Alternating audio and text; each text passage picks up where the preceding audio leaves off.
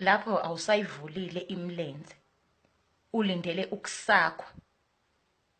Umuntu wakhona elokhu ekusakha indaba ewumgxabhiso nje, ekusakha into nje engena taste, emethu uyakusakha ulokhu ecopozisa ulimi lakhe nje kuyigqe, engathi uyayinkonkozela.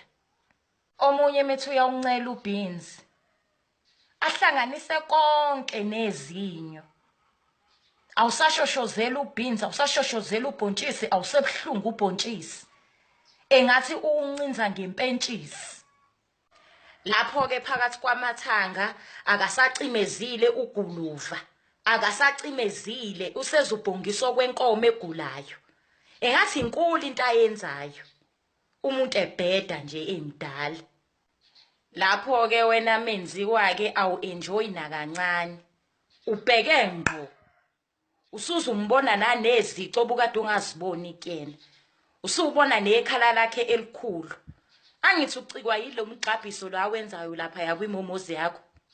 Lapho-ke imomozi yakho manakazi ayisemanzi, engathi ubusakwa uhlanya olujuza amathe, ayisemanzi amathe omuntu omdala ebheda nje. Mekusakha nje engathi uhubula isobho elishisayo, uyaxhaphazisa njengaphansi, uyaxhaphazisa njengaphansi, engathi inja exhapha isobho.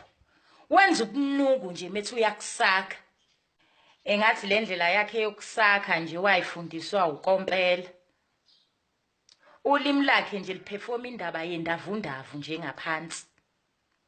Kodwa kade ngisekhaya, ngisasekhaya, ubethe umuntu wakhona ufuna ukungisakha, angisakhe ngize ngichamele emlonyeni wakhe engakafaki kwakufaka ipipi.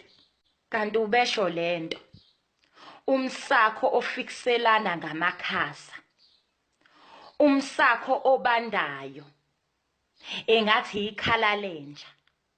Awusazi noma usakhwa umuntu ophilayo yini noma usakhwa umufi. Emethu uyakusakha nje umuntu wakhona emdala uqinisa ama-lips.